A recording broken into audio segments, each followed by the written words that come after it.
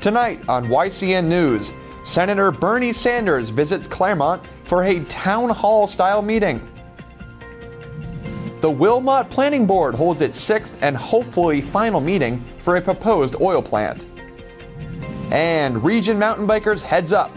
Our next trail ride review segment is in. For more news, weather, and sports, stay tuned for YCN News, bringing you your local view. Now, your daily digest of the Dartmouth Lake Sunapee region, southern Vermont, and Windsor County. News, sports, weather, and all that is happening in our area. The news on YCN, your local view.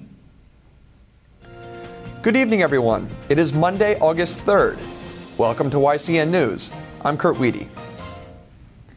The National Weather Service has issued a severe thunderstorm watch across the Granite State in effect until 9 p.m. tonight. The rain has started coming down here in Claremont, New Hampshire, so we would like to remind you to be safe if you're headed out tonight. The New Hampshire counties included are Belknap, Carroll, Coos, Grafton, Merrimack, and Sullivan counties. Mike Pizzone will have a full look at the weather coming up in just a bit.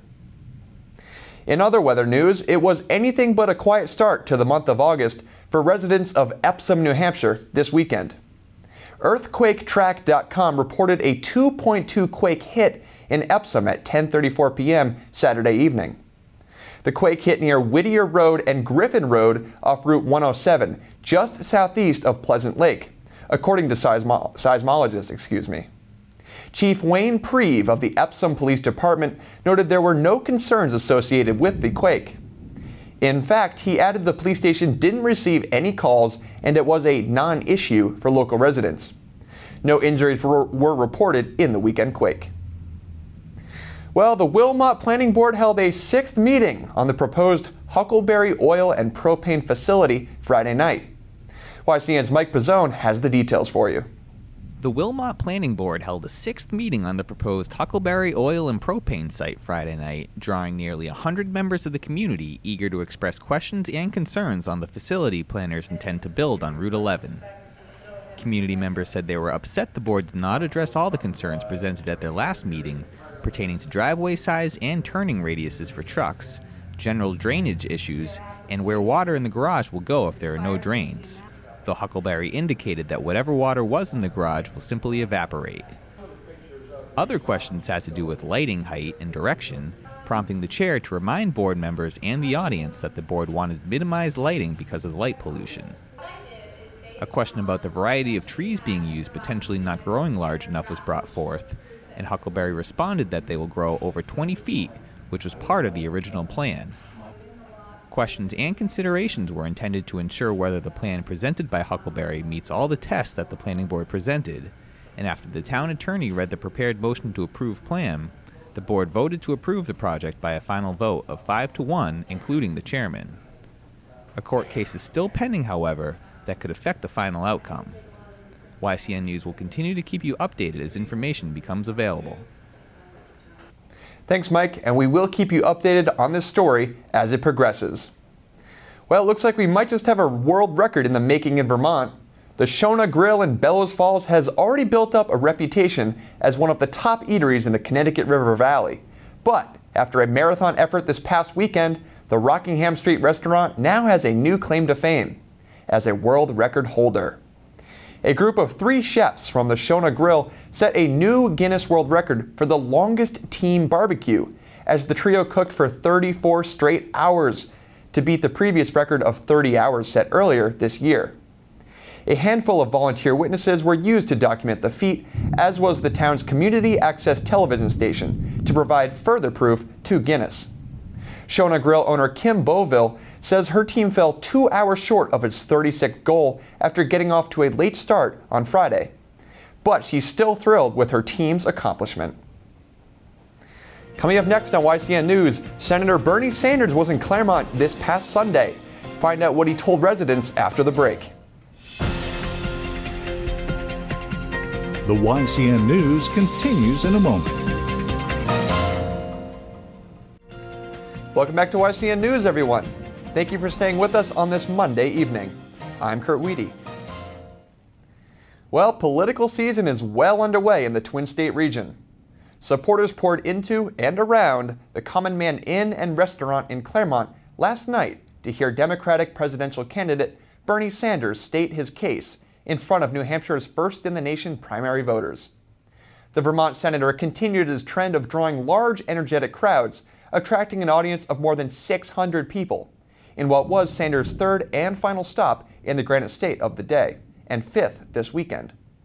Sanders touched on a variety of subjects ranging from the economy to campaign finance reform, saying that he is the only candidate without a super PAC contributing millions of dollars to his campaign, and rather relies on the donations of thousands of Americans to fund his election bid.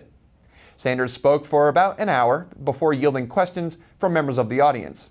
As always, YCN News will continue to keep you updated as candidates make their way throughout our region.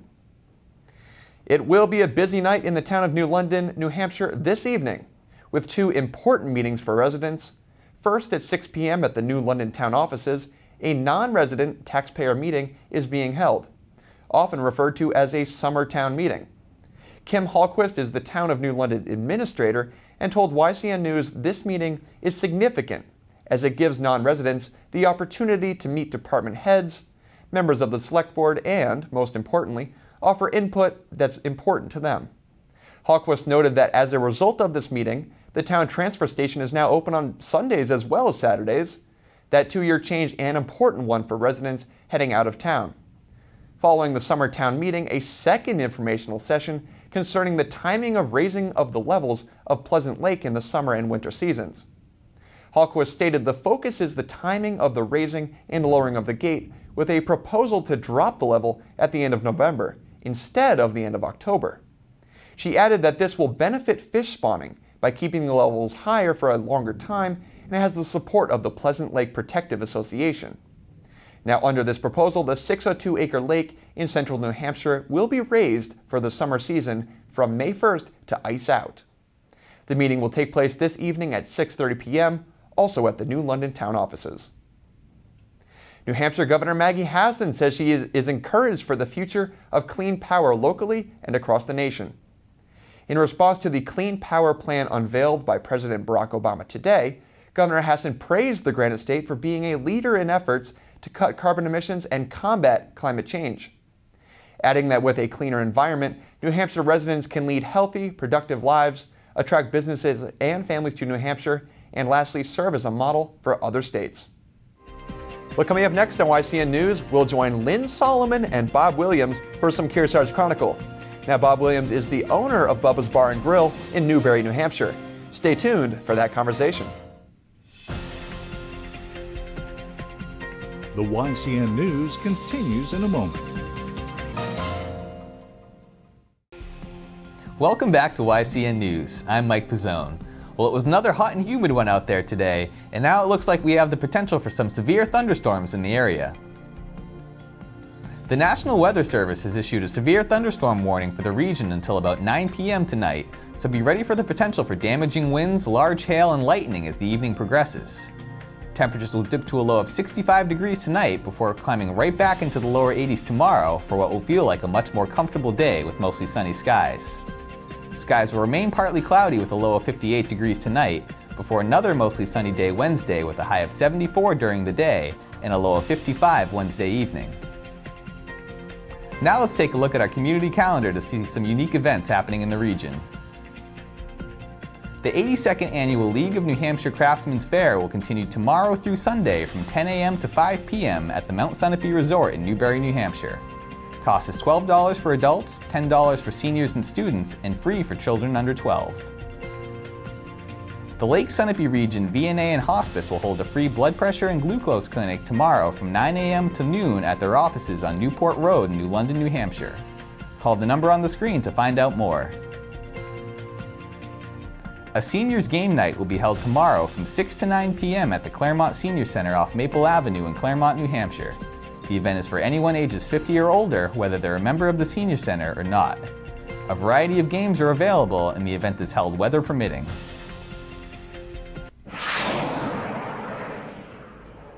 Well, it's Monday, so we've got another review for you of some pretty awesome mountain bike trails in the region.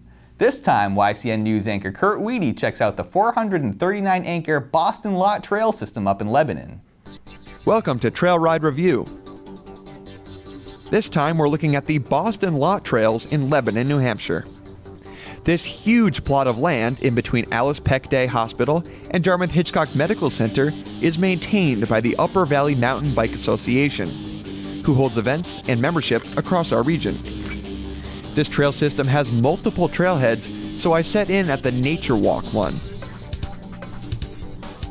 There were numerous junctions and trail signs throughout, so I just followed them on instinct.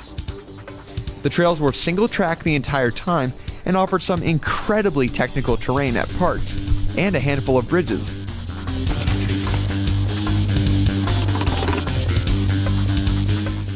One trail, the Rusty Pathfinder, led me to, indeed, an old Nissan Pathfinder, which had somehow path-found its way out to the middle of nowhere. It had a pretty ironic bumper sticker, too. I continued along the trails and came out near Dartmouth-Hitchcock Medical Center.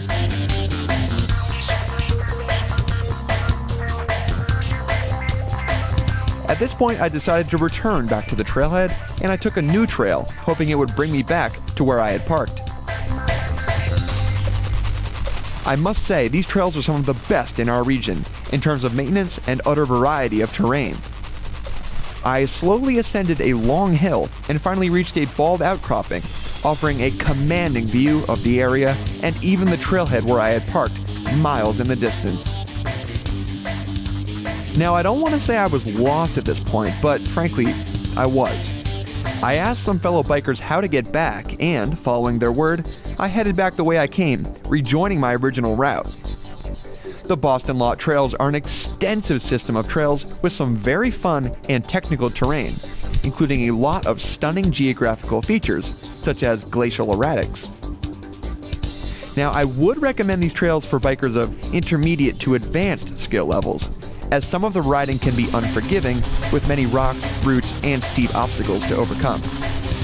For Trail Ride Review, I'm Kurt Weedy. And on a baseball note, the New Hampshire Fisher Cats split a pair of games with the Reading Phillies over the weekend, winning 9-7 on Saturday before dropping an 8-2 decision yesterday afternoon. The Cats will be back in action tomorrow night when they travel to face Richmond. That's been your look at local sports. I'm Mike Pizzone. Thanks, Mike. Interesting stuff, as always. Well, today is Monday, meaning we'll be starting off a new Capital Connections interview series for you.